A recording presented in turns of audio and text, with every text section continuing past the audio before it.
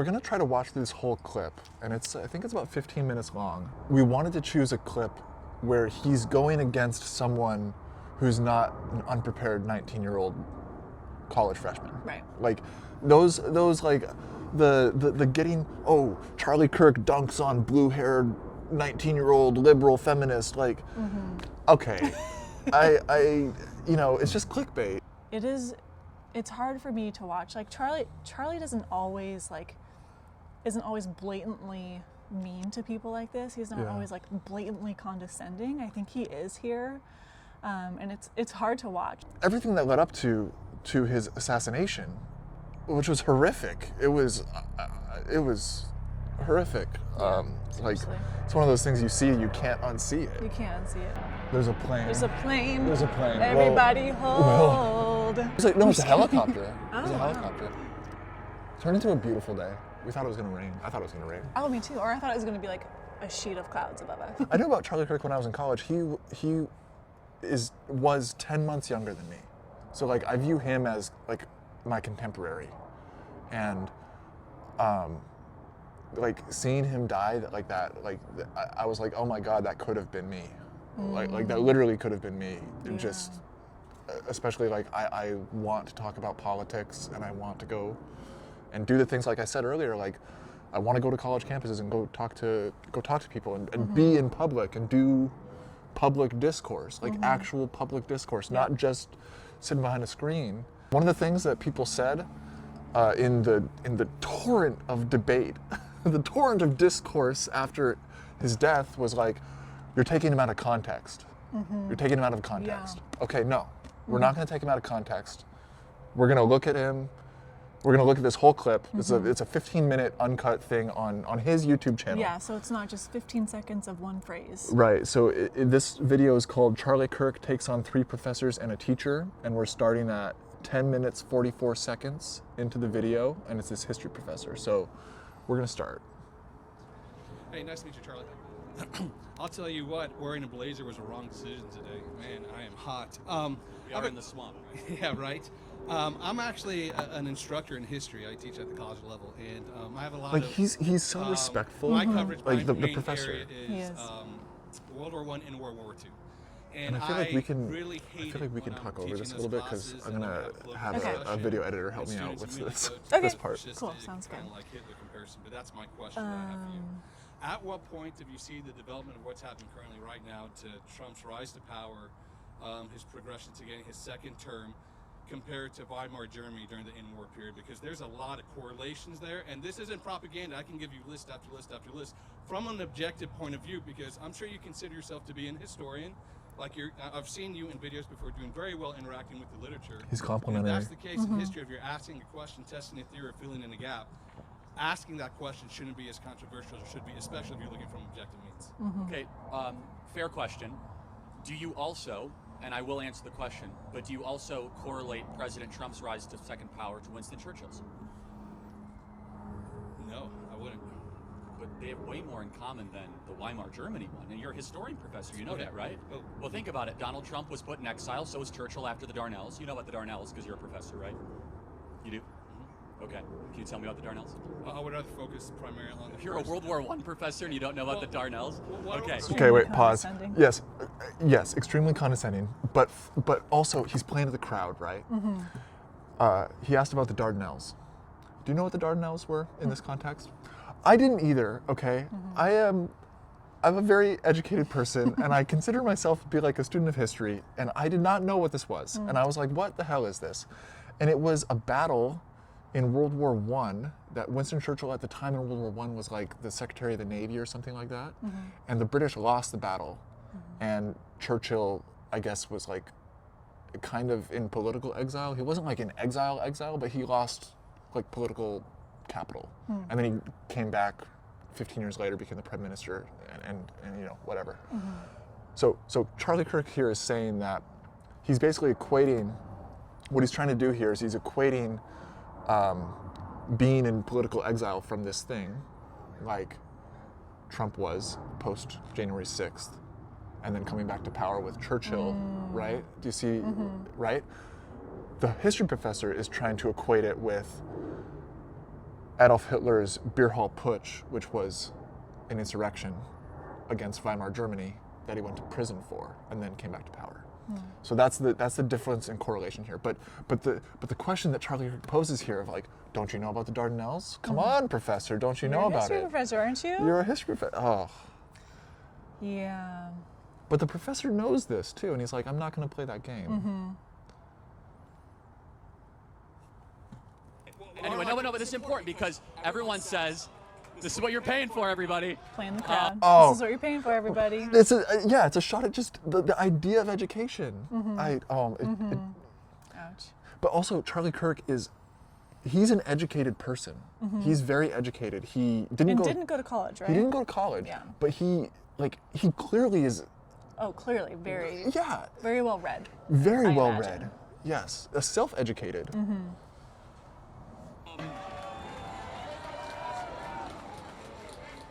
Because it's interesting. They say, well, the similarities between Weimar Germany and Trump, okay, but Churchill and Trump had a lot of similarities in their rise to power. So did Thatcher and Trump. The point being is there's a lot of European examples you can point to. However, I will concretely answer the question. They have huge things that they disagree on and that there were big differences. Was Hitler pro-free speech or anti-free speech? He wasn't necessarily pro-free speech, especially when it got towards the end of the Weimar Republic. Yeah, I mean, he would imprison journalists and put his political opponents in jail. And so I guess the question is, has Donald Trump been pro-free speech or anti-free speech? Well, if I can give you some comparisons that I would necessarily see. I mean, if you look at, you have a populist movement, right? You have someone who has a cult of personality, a very effective rhetoric. If you look at the assassination attempts that were on Hitler and on Trump, if you look at even the iconography that you have within the MAGA hats, you have a white lettering on a red background. If you even go even further... Oh, I got another one you forgot. Yeah. Did you know that Hitler had a dog? No. So the very nature of history is seeing a level of comparison of analysis. Once again, I'm not... Oh my goodness, Hitler was also a vegetarian. It's just playing the vegetarians crowd, are also right? likely to kill their whole population. If I could give you another example. Well, and he's not. Because He's after really, my question, really I would not like to This is ask such a you answering sloppy the analysis. question. Right. Like, Right. he is asking questions of the history professor to be like, well, what about the differences, or what about these other people we can compare it to, and then also like really not engaging with the question. And like, I think that it is okay to talk about the similarities of these time periods. Like when Kamala Harris was running for president, my sister was someone who thought that it could turn into like 1930s Germany if Kamala Harris won. Really? Yes. And I think that like talking about that and like asking the question is okay. And like, I think we should like all just be open to thinking about that. I think that Charlie Kirk is like really just shutting it down and making it sound preposterous. And we're not even like, he makes it sound more and more preposterous as this goes on. Right. You know it. No, because I'm trying to step piece at a time to ask you, because the question isn't a defensive. You're trying to build an argument, which is the very nature of it.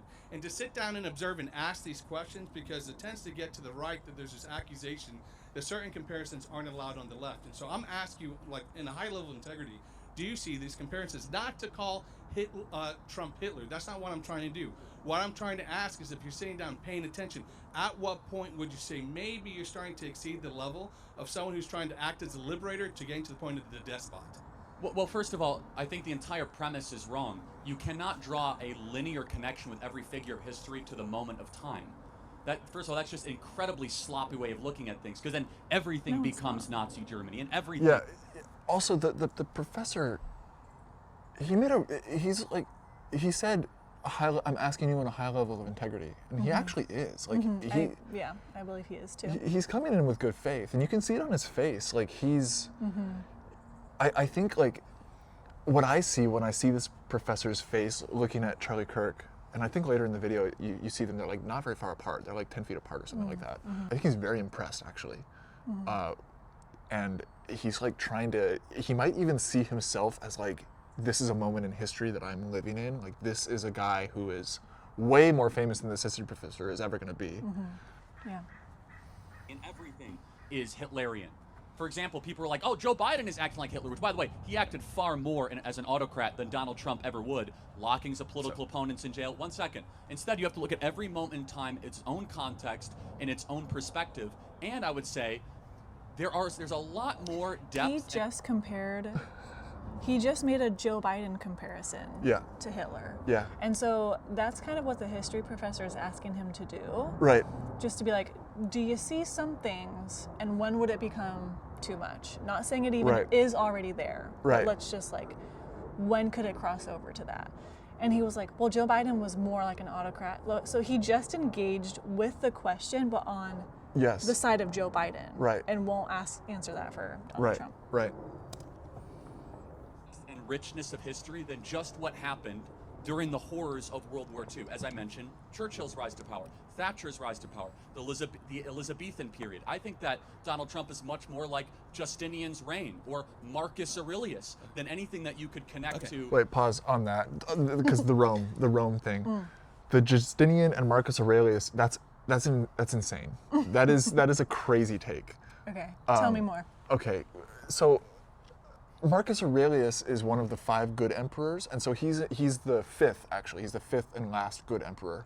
And so he's at the end of 80 years. He comes into power at the end of 80 years of the Pax Romana, which is like the Roman peace, which is like the height of the Roman Empire in the 2nd century AD. And so that is not Donald Trump's place in American history. Like not at all. Like that's not even about him. That's just like clearly. It was too different. Yeah, it's a very different thing. Although now that I say it, like I guess the Pax Americana was like post World War II, and that's 70 years later. Donald Trump comes into power, but the way that they govern is just completely different. And then Justinian, that one doesn't make any sense either because that's after the Roman Empire fell in the West and the East is like trying to take it over again, and he's the guy who does that. But anyway. Connect to Adolf Hitler. But at what point, that's a hypothetical, and I refuse to answer hypotheticals, but I would have to throw it back at you. It's not a hypothetical, it's a factual comparison. No, you asked a hypothetical. You asked me, hypothetically, at what point would I draw a line? That is a hypothetical by definition. Well, a progression towards a conclusion of the evidence that's presented. But I reject answering hypotheticals. I'm trying to bring up the factual information in order to get to a conclusion. Instead, allow me to have you answer a very specific question. Okay. Would you agree that there are creeping similarities between the Democrat Party's seizure against free speech, their criminalization of political opponents, to communist totalitarian dictatorships of the 20th century? 2 people can play this game. I would make a comparison to the Biden's presidency as the old regime that fell apart before he had the rise of the populist figure that was there. I would shift this slightly. That's a great away point. From the comparison to Hitler.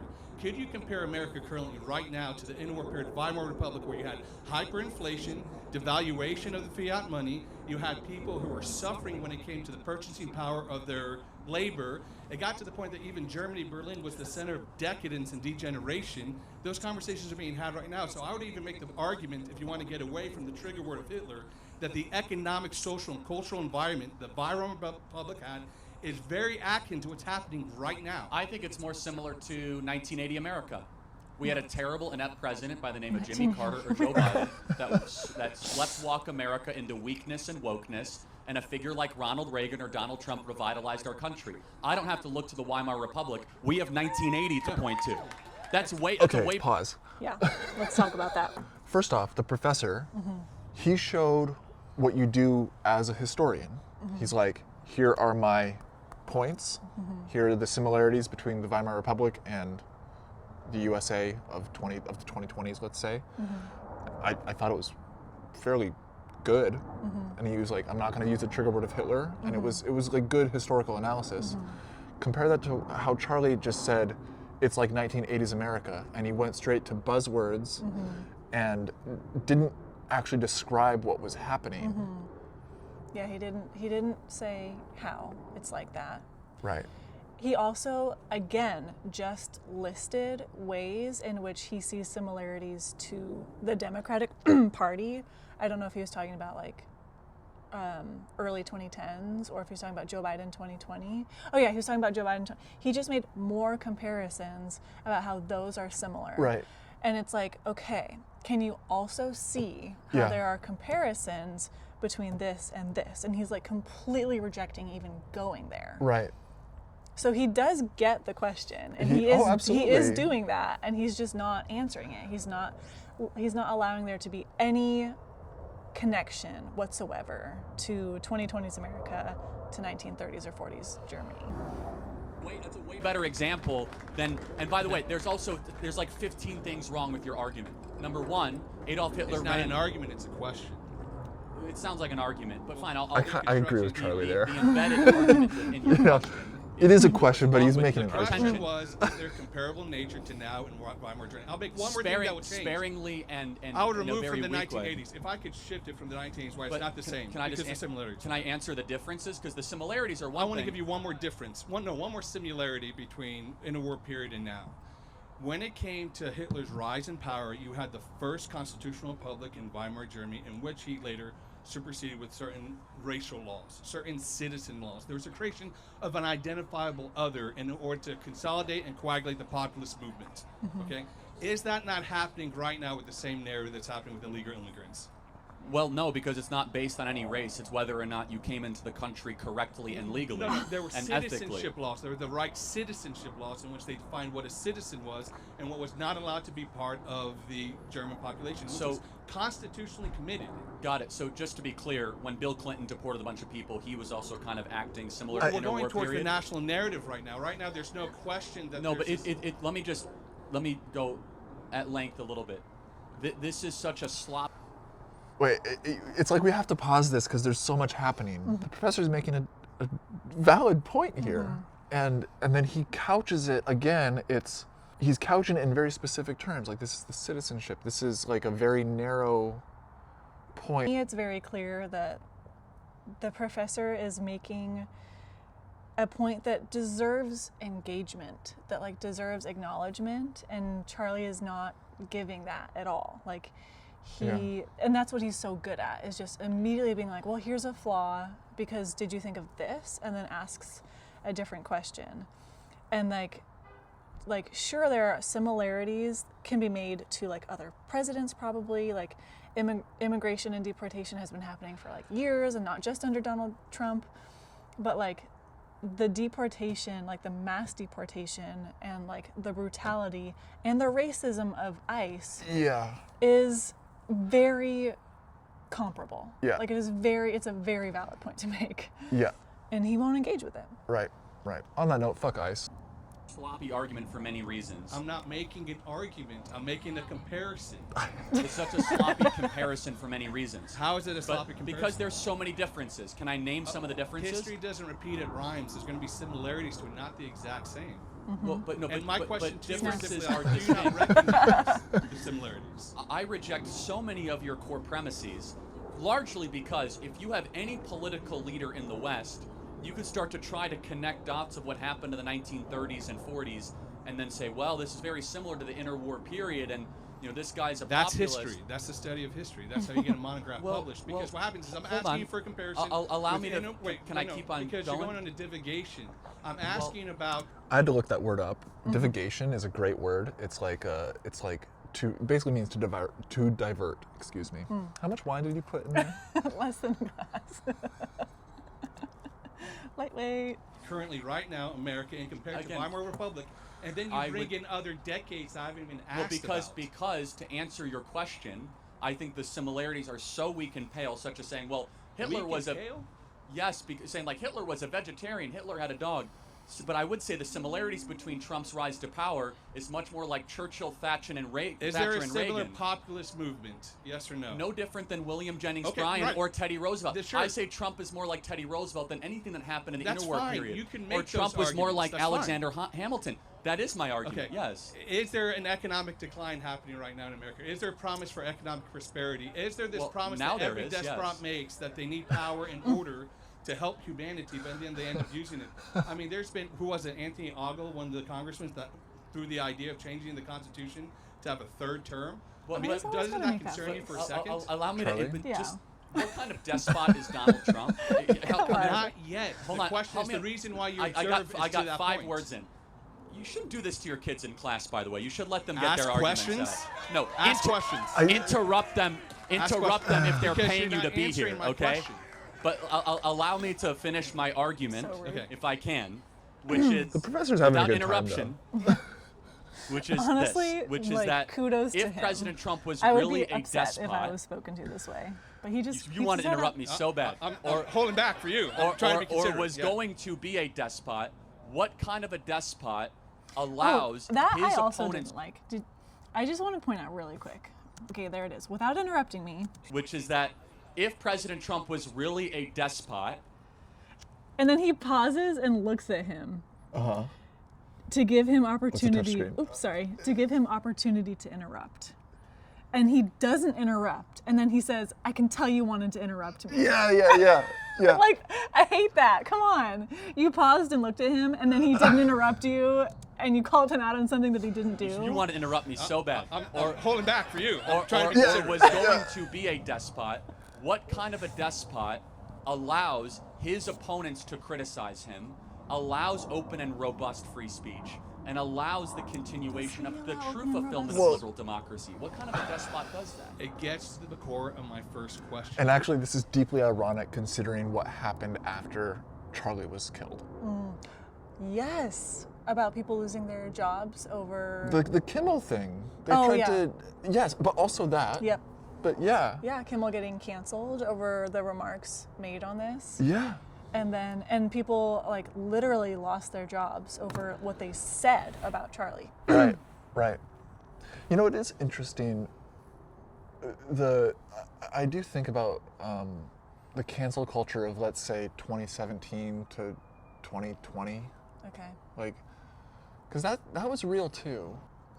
Question. At what point does it go from liberator to This guy in the despotism? background. That's my question. And the whole point of making the comparison is to provide that critical lens of interpretation of at what point would you go from celebrating Trump to being concerned that it's going too far.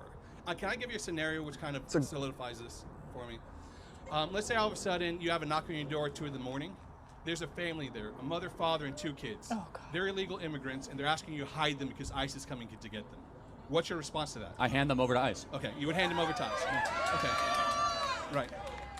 How is that not different from the exact same narrative that was constructed during First Hitler's of all, reign of removing First of all, Jews from Germany? shame on you for comparing deportation efforts to Public Auschwitz shame. With and deportation. the extermination It efforts. started Shame with on- deportation. That is such Yeah, a this is- ridiculous. No. Not everything is No. the Holocaust. Not everything is I wanna Auschwitz. let it, Let me no. tell you the core difference. You're Number the one one, who brought in the Holocaust number here, one, I did not. Number one. I did not bring in that extreme. You're the one who's talking you- the extremes. I'm trying No, to have... you did bring No. up the extreme. No. You said how is it different? Who brought it up, me or him? No. This I was is mentioning deportations. The Jews were deported first. Allow me to tell you how it is different. also, we have to let They it- broke the law to come here, and we are Yeah. enforcing the The law. Jews broke the citizen laws before they were deported as well. Hold on, They were constitutionally committed there. These laws have been on the books for well over 150 years that you cannot illegally the enter the United Constitution States. can be amended and shifted. In Weimar Germany, they created new, ridiculous, arbitrary, evil laws to go after another. They were still There the are laws not, of the time. These are old laws that are reapplied to our times. I wanted to ask one final question Sure. because I know you have to get to. There's a lot there. Like just watching these videos, like my blood pressure, I can feel my blood pressure rise. Yeah. Like it's hard. it's hard, and I don't know. I don't like this style. This is not debate to me. This is like public spectacle. And the thing that he did, where he immediately went to, how dare you? How dare you compare this? Shame, shame, shame. And the point that the professor makes is that it didn't start with gas chambers. Like that's not how the Holocaust started, and it didn't start like that. It started years before. Yeah, it's just like, do you see that this could be an issue? Right. And then Charlie literally yells at him. Yeah. Shame. It Yeah. is like public shaming. Like, Yeah. Talk Yeah. about not interacting with the question at hand. Right. And like, I hope that people can see that like what Charlie just did is completely inappropriate. It's completely inappropriate. And it got a big emotional reaction. And Yeah. like, obviously, like he's trying to do that, and maybe he really believes that, but like, I don't know. I just hope that people can see that how appropriate that was right there. Inappropriate.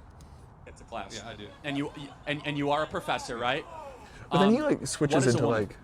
That was a woman. oh yeah, yeah.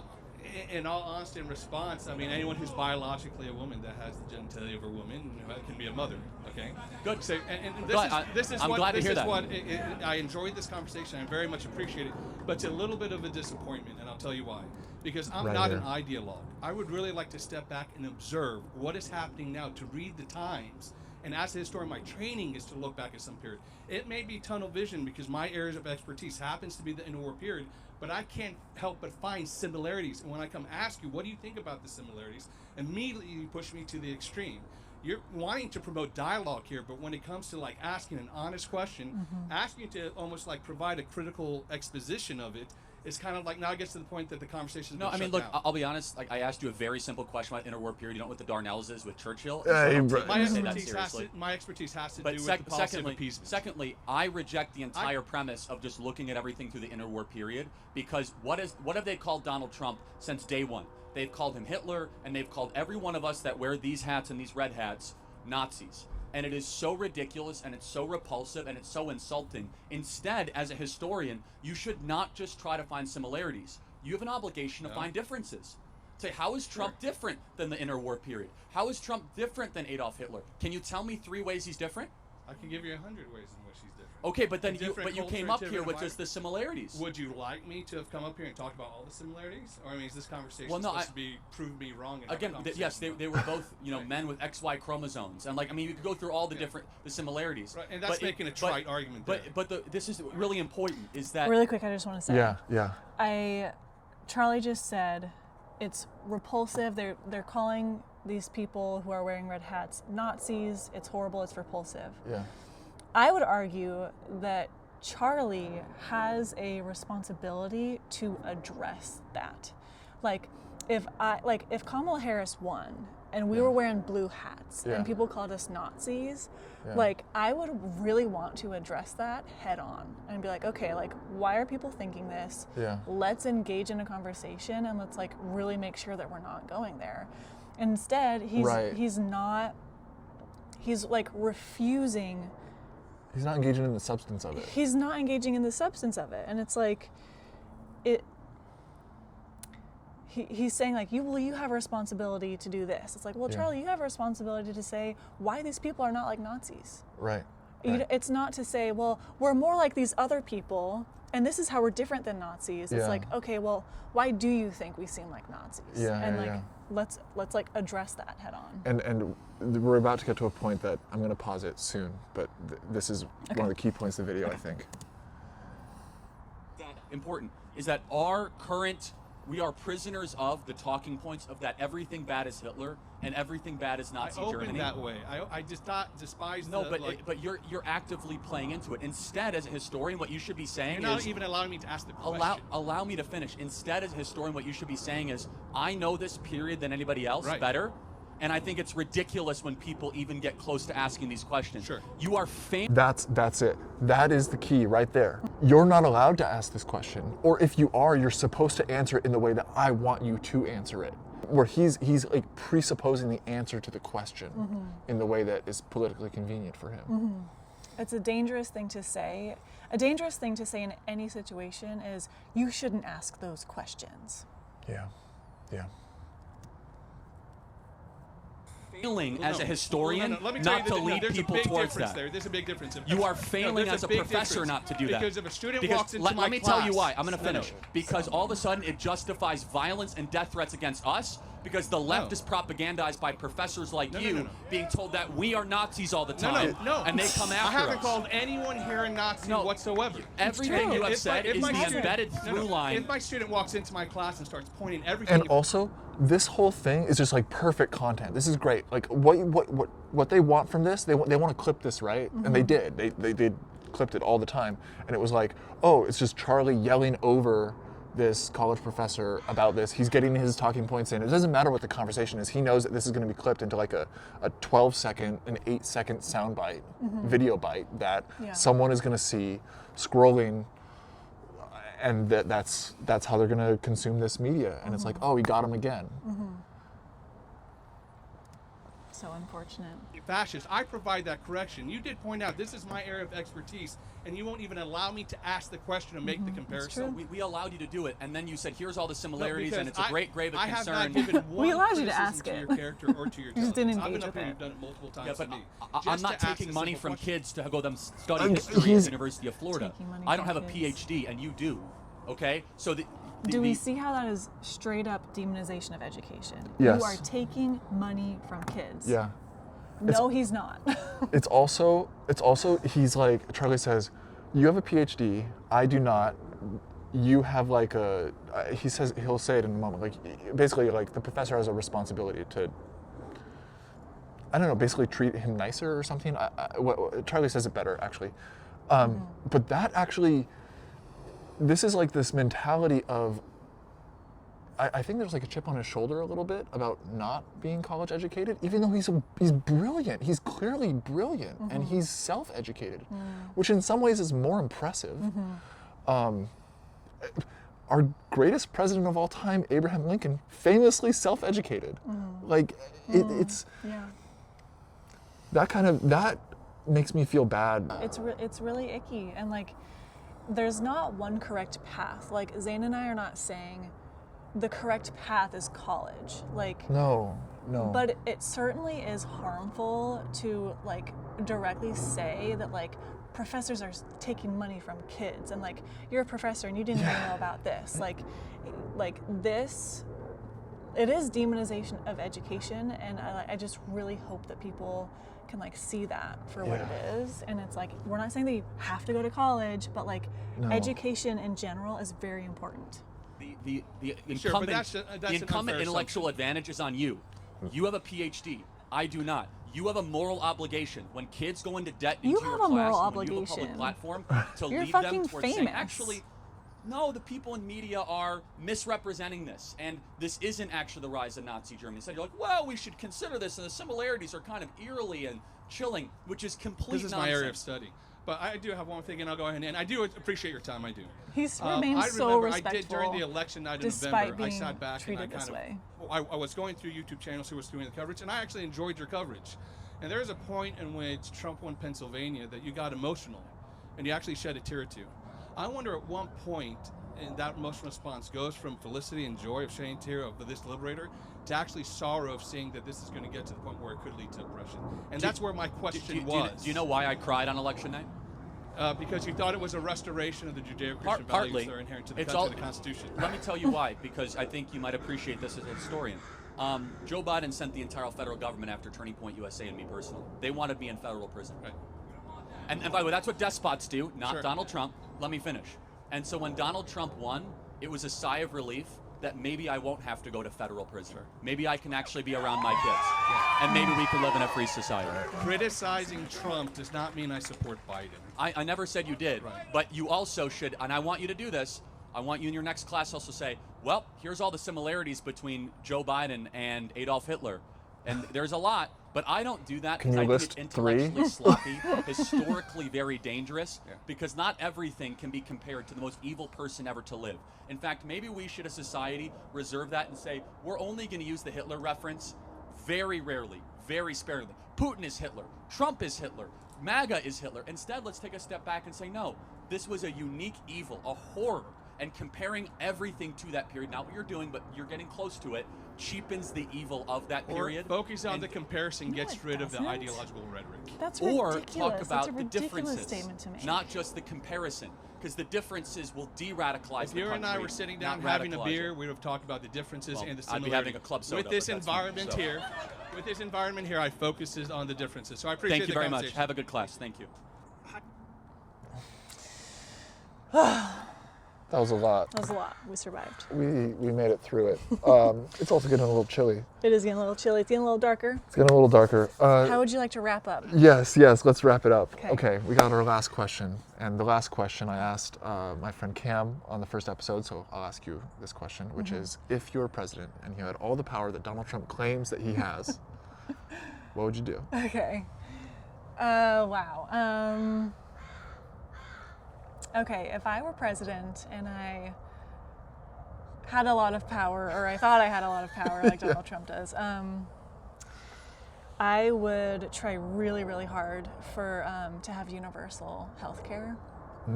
Yeah, I would really fight for universal health care. I would legalize psychedelics Oh, nice. in a safe manner, Yeah. like to be given by professionals. I am passionate about psychedelic assisted therapy. I think that they should be legalized. Wait, on the healthcare thing, can I say Okay, something? sure, yeah. I thought about this as well when Doge was doging. I was like, what if you just doged the healthcare system and it was really bad for like 18 months? You like just shut it all down and then you just built it back up. And maybe that could be a way to. If we're just breaking things, I don't know. Yeah, we're just breaking things. Why not that? Yeah.